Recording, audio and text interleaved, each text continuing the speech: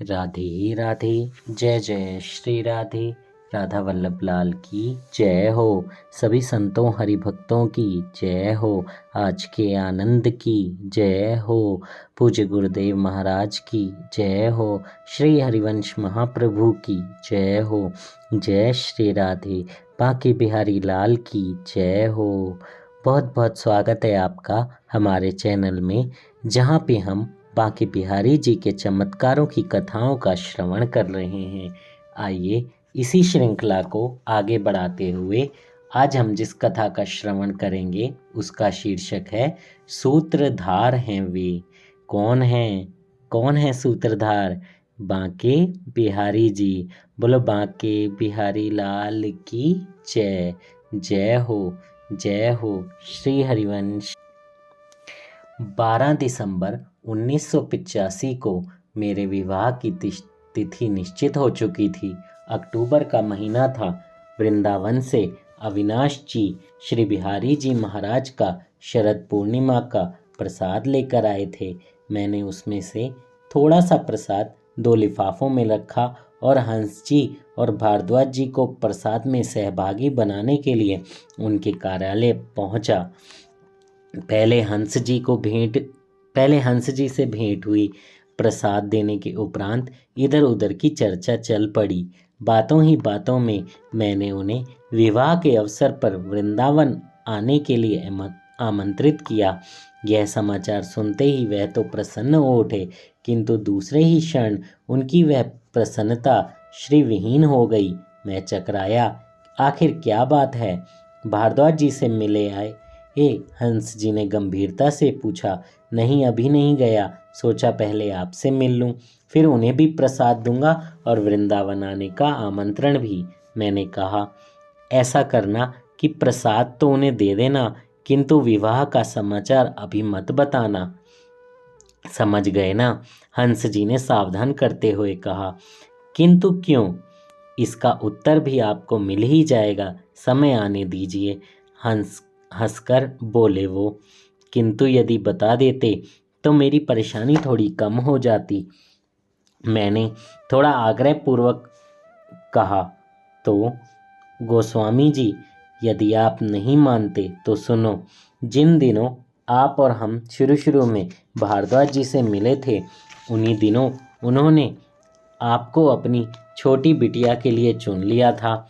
आपसे तो कभी चर्चा नहीं हुई, किंतु मुझे वो बता चुके थे।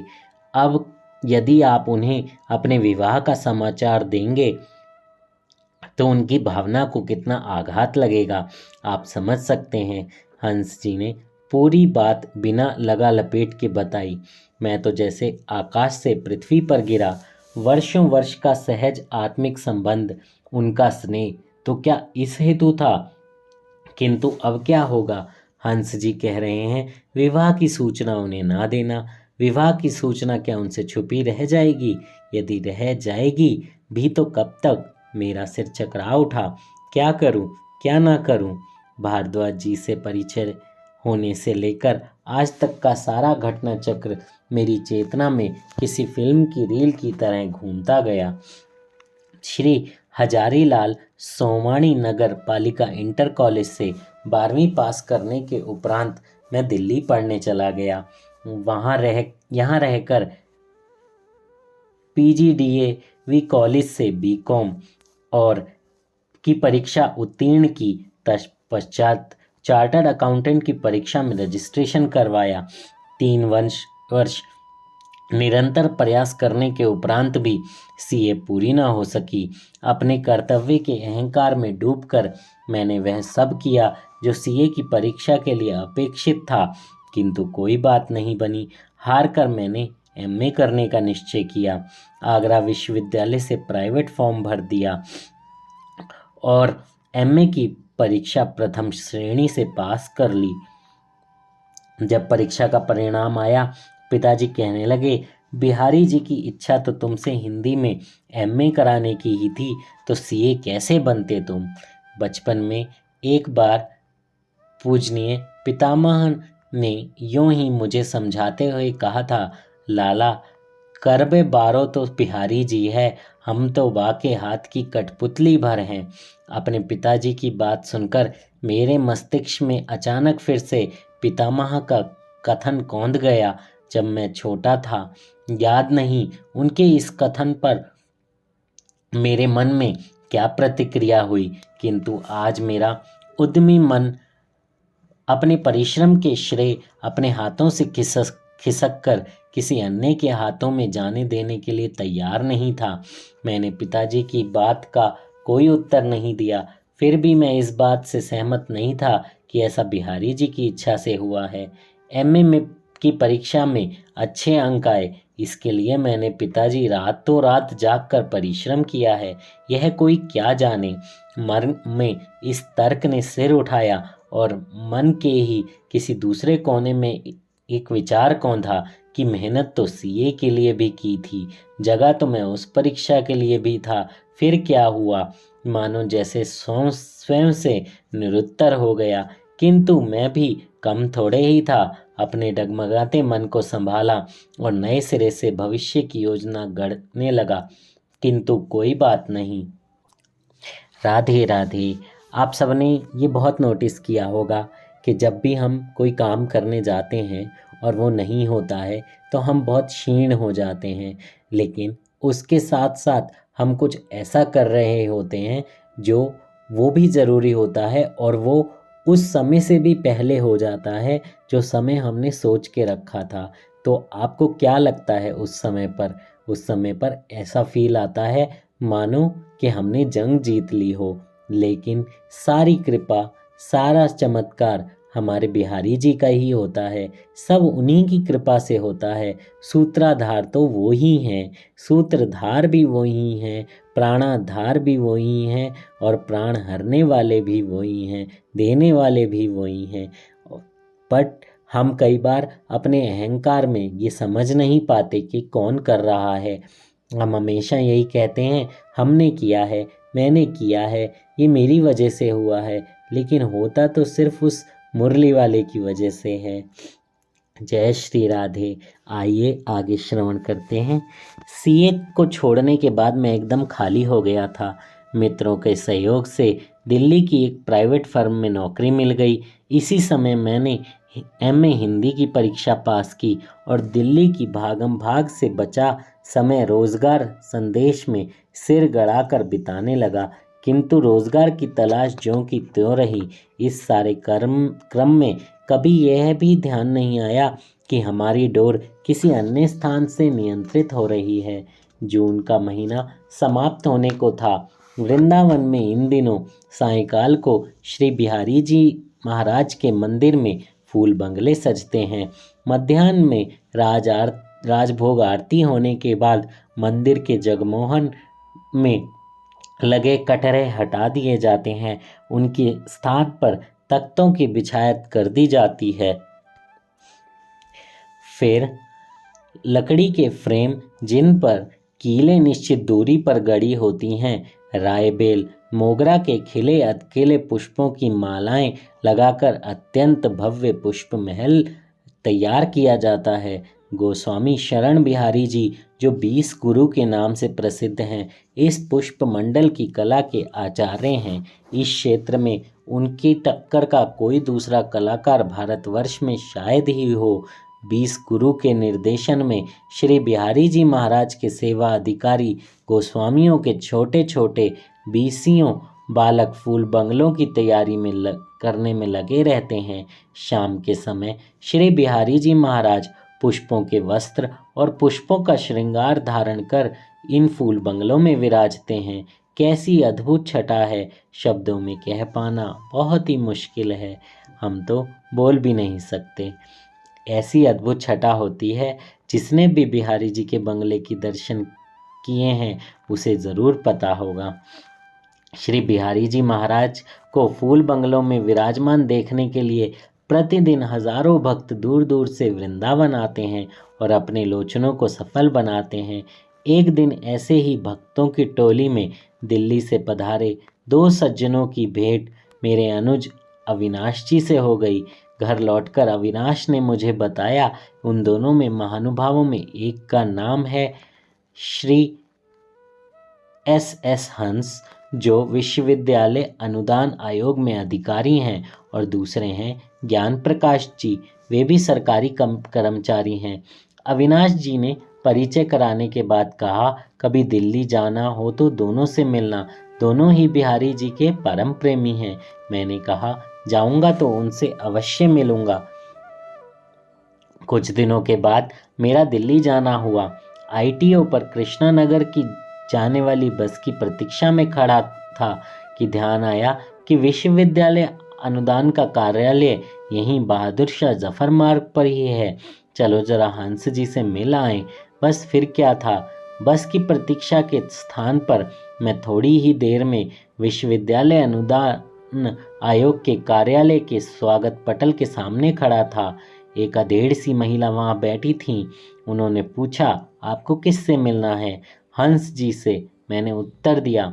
उन्होंने तुरंत एक पर्ची थमाते हुए मुझे कहा, जाइए ऊपरी दूसरी मंजिल पर कमरा नंबर 301 में चले जाइए। हंस जी वहीं बैठे हैं। मैं सीढ़ियां चढ़कर कमरा नंबर 301 पर पहुंचा और धीरे से द्वार खोलकर झांक कर देखा। कमरे में कई अधिकारियों के बैठने की व्यवस्था की थी। मैंने अंदर प्रवेश कर एक सज्जन से पूछा, हंस जी से मिलना चाहता हूँ। तो हाँ हाँ कहिए, मैं ही हूँ हंस। उन्होंने मेरे सामने रखी कुर्सी पर बैठने का संकेत करते हुए कहा। मैंने कुर्सी पर बैठते हुए कहा, मैं वृंदावन से आया हूँ। अविनाश जी मेरे छोटे भाई हैं। हंस जी वृंदावन का नाम सुनकर भाव विभूत हो उठे। कुछ पल तो उन्हें यह ध्यान ही नहीं रहा, वे दफ्तर में बैठे हैं। कहने लगे, आपके सौभाग्य का क्या कहना। आप एक तो वृंदावन के निवासी, उस पर श्री बिहारी जी महाराज के अंग सेवी। आप पधारे, हमारे लिए कितनी प्रसन्नता की बात है, कह नहीं सकता। इसी बीच चपरासी अंदर आया। हंस जी ने जलपान करने के लिए कहा और मुझे भेज दिया। फिर मुझसे बोले, आप क्या कर रहे हैं आजकल? मैंने MA प्रथम श्रेणी से पास किया है, आगे क्या करूं यही विचार चल रहा है, मैंने उत्तर दिया। हंस जी कुछ कहना ही चाहते थे कि इतनी देर में कोई दूसरे सज्जन उनसे मिलने आ पहुंचे और वे उनके साथ बातचीत में व्यस्त हो गए। थोड़ी देर बाद चपरासी चाय साथ में नमकीन मीठा लेकर लौटा। मैंने और हंस जी ने चाय पी। चाय पीने के बाद हंस जी से बोले, आइए आपको एक मित्र से मिलवाते हैं, बड़े ही अच्छे व्यक्ति हैं। मैं उनके साथ कमरे से बाहर निकलकर तीसरी मंजिल पर जा पहुंचा। वहां एक कमरे में प्रविष्ट होने पर देखा कि कमरे में एक सज्जन बैठे हैं, बिल्कुल शांत अवस्था में बैठे हैं। उनकी अवस्था 44 से 46 ईयर्स के आसपास रही होगी, किंतु उनके सारे बाल सफ़ेद हो चुके हैं। हंस जी को देखते ही वे कुर्सी से उठ खड़े हुए। आइए हंस जी, बहुत दिनों बाद दर्शन दे रहे हैं, कहाँ रहते हो भाई? हंस जी से अपनी कुर्सी के समीप रखी दूसरी कुर्सी पर बैठते हुए बोले। मैं भी उनके समीप वाली कुर्सी पर ही बैठ गया। हंस जी ने हमारा परिचय उनसे कराया। ये वृंदावन के श्री बांके बिहारी महाराज के गोस्वामी हैं और ये हैं भारद्वाज जी। मैंने दोनों हाथ जोड़कर नमस्कार किया। भारद्वाज जी ने पूछा, आजकल क्या कर रहे हो? मैंने उत्तर दिया, MA की है हिंदी में, और आगे कुछ और करने की योजना तय नहीं हुई है। भारद्वाज जी थोड़ी देर सोचते रहे, फिर बोले, वृंदावन में तो कॉलेज हैं। मैंने कहा, हाँ, तो वहाँ क्यों नहीं अप्लाई करते? जगह निकलने पर ज़रूर करूँगा, मैंने उत्तर दिया। हाँ, सो तो ठीक है, लेकिन वहाँ जगह मिलने वाली है। हमने यहाँ से एक योजना भेजी है जिसमें कॉलेज में अस्थायी प्रवक्ताओं की नियुक्ति होगी। जब तक कहीं और ना हो तब तक क्या बुरा है, अनुभव ही हो जाएगा पढ़ाने का। भारद्वाज जी बोले। मैंने कहा, मैं प्रयास करूँगा। हाँ हाँ ज़रूर, और जब भी दिल्ली आना हो तो मुझसे मिलना ना भूलना। उनकी वाणी में थोड़ी ही देर में अपार आत्मीयता छलक उठी थी। मैंने इसे अनुभव तो किया, किंतु उसके कारण को समझने का प्रयास नहीं किया। कुछ ही देर बाद जब मैं और हंस जी उनसे विदा लेकर चलने लगे तो वे द्वार तक छोड़ने आए। 5-6 दिनों में अविनाश जी को लिखे पत्र का उत्तर वृंदावन से आ गया, जिसमें उन्होंने स्थानीय महाविद्यालय का प्रवक्ता हिंदी का एक पद विद्यापित होने की पुष्टि की। मैंने तुरंत अपना आवेदन पत्र सभी प्रमाण पत्रों की चित्र प्रतिलिपियों के साथ वहां भेज दिया और साक्षात्कार में आए 12-13 लोगों में से मुझे चुन लिया गया। यह मेरी प्रसन्नता का चरम क्षण था। इस प्रक्रिया की शुरुआत भारद्वाज जी से मिली सूचना से हुई थी, अतः मैं उनके प्रति मन ही मन बोध से भर गया। इस सफलता से मेरा मन इठला उठा। कहते थे, सब करने वाले बिहारी जी हैं। अरे आदमी योग्य हो तो क्या नहीं हो सकता। मैं अपने काम में व्यस्त हो गया और आज मुझे हंस जी ने जिस रहस्य से परिचित कराया उसने मुझे बड़े ही नैतिक संकट में डाल दिया। मैं हंस जी के पास उठकर भारद्वाज जी से मिलने गया, उन्हें प्रसाद दिया, किंतु विवाह की तिथि तय होने की चर्चा उनसे बिना किए ही लौट आया। माथे पर एक अजीब सा बोझ उठाए कई दिन परेशान रहा। पूज्य पिताजी का कथन है कि बिहारी जी ही सब कुछ करने वाले हैं, हम तो केवल कठपुतलियां हैं। उनके हाथ की बार बार मन को तोलने लगा। कार्ड छपकर आ गए थे, पते लिखकर अधिकांश डाक में डाल दिए गए थे, शेष रह गए थे। कार्डों में हंस जी और भारद्वाज जी के कार्ड थे। मन को एक ही चिंता सता रही थी कि भले आज भारद्वाज जी को कुछ ना बताया जाए, किंतु बाद में पता चला तो उन्हें सूचना ना देने के लिए किन शब्दों में सफाई की जा सकेगी। अंत में एक दिन श्री बिहारी जी के महाराज दर्शन करते समय मैंने उनसे प्रार्थना की कि प्रभु बहुत हुआ, अब दया करो, मुझे मुक्ति दो इस मानसिक कलेश से। पता नहीं बिहारी जी ने मेरी बात सुनी या नहीं सुनी, किंतु मैं तो उनसे अपनी बात कहकर आ ही गया था। ऐसी स्थिति में हम सब लोग भी बहुत पढ़ते हैं, बहुत ज़्यादा। ऐसी बहुत स्थितियाँ आती हैं जब घर में, बाहर, दोस्तों में ऐसे बहुत दिक्कत होते हैं। कहते हैं इसलिए अपने कर्मों को बिहारी जी को समर्पित कर देना चाहिए, अपनी भक्ति को उन्हें समर्पित कर देना चाहिए, अपने आप को उन्हें समर्पित कर देना चाहिए, क्योंकि ऐसा होगा तभी आप आगे बढ़ पाएंगे, आगे चल पाएंगे और कोई भी आपको बात परेशान नहीं करेगी, वरना आप एक ही जगह खड़े हुए अटक जाएंगे। आइए आगे सुनते हैं। कुछ दिनों के बाद हंस जी आदि के कार्ड व्यक्तिशत देने के विचार से मेरा दिल्ली जाना हुआ। जब मैं हंस जी से मिला तो उन्होंने कार्ड को स्वीकार करते हुए अत्यंत प्रसन्नता से कहा, गोस्वामी जी आपके लिए खुशखबरी है। मैं चौंका क्योंकि पिछली संकट पैदा करने वाली सूचना भी हंस जी से ही मिली थी। कहिए क्या बात है, मैंने जरा व्यग्रता से पूछा।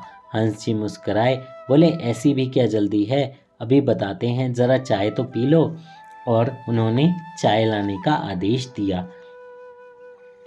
चाय पीने के बाद मैंने पूछा, अब कहिए क्या कह रहे थे आप। भारद्वाज जी की बेटी का विवाह पिछले रविवार को ही हो गया। हंस जी ने बिना किसी भूमिका के अपने बात कही। अरे क्या, मुझे तो जैसे विश्वास ही नहीं हुआ। हंस जी कहने लगे, हुआ यूं कि एक लड़का जो विदेश में सेटल हो गया है पिछले दिनों दिल्ली आया था। बातों ही बातों में भारद्वाज की बिटिया का रिश्ता उससे जल्दी में हुआ। वे इच्छा होते हुए भी कार्ड तक न छपवा सके, केवल दिल्ली के लोगों को ही फोन पर सूचना की जा सकी। मेरा तो मानो जैसे बोझ किसी ने उतार दिया हो, ऐसा मुझे लगा। अभी 10 दिन भी नहीं बीते होंगे जब मैंने श्री बिहारी जी महाराज से प्रार्थना की थी। उनकी कृपा का ऐसा विचित्र अनुभव रोम रोम को पुलकित किए दे रहा था। मैं आज जान सका कि मेरा दम्भ मुझे कहाँ कहाँ भटका रहा था। मैंने भारद्वाज जी से भेंट कर उन्हें अपने विवाह का कार्ड दिया। वे बड़े प्रसन्न हुए, बोले यदि बिहारी जी ने बुलाया है तो मैं ज़रूर पहुंचूंगा, और अकेले नहीं, सपरिवार पहुंचूंगा।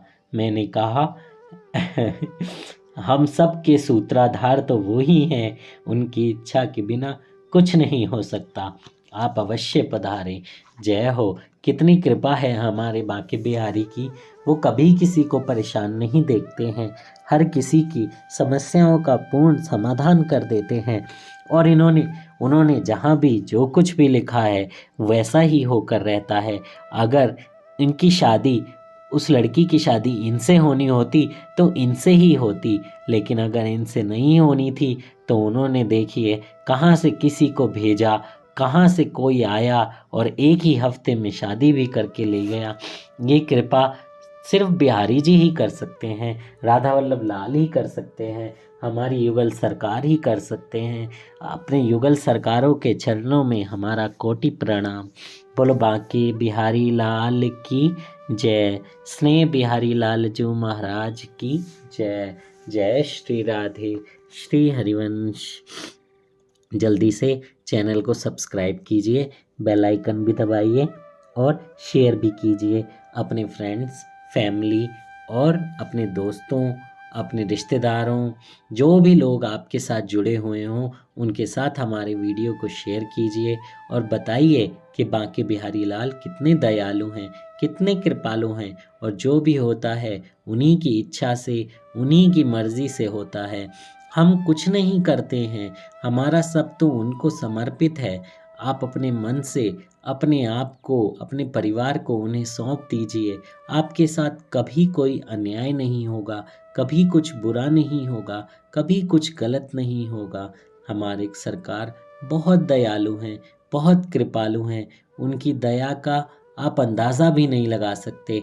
आप उनसे मांगते हैं कि 1 लाख की नौकरी दे दो, अरे हो सकता है कि वो आपको 5 लाख की नौकरी दिलवाएं, लेकिन हम मांगते हैं तो उतना ही वो हमें दे देते हैं। मांगना छोड़ दीजिए, बस उनसे कहिए अपनी कृपा बनाए रखें, अपना आशीर्वाद बनाए रखें और भक्ति कराते रहें। जितना आप भक्ति करेंगे उतना वो आपको आगे लेकर जाएंगे। आपका नाम और यश भी बढ़ेगा, लेकिन अपने नाम और यश का गुणगान कभी खुद से नहीं करना। बस एक ही बात, मेरे बांके बिहारी लाल की कृपा है, कुंज बिहारी लाल की कृपा है, राधा वल्लभ लाल की कृपा है, युगल जोड़ी सरकार की कृपा है। मैं जो हूँ बस उन्हीं से हूँ, उनका ही हूँ, उनका ही रहूँगा। बस इतना ही आपको अपने आप को बनाना है, संवारना है। जय श्री राधे श्री हरिवंश।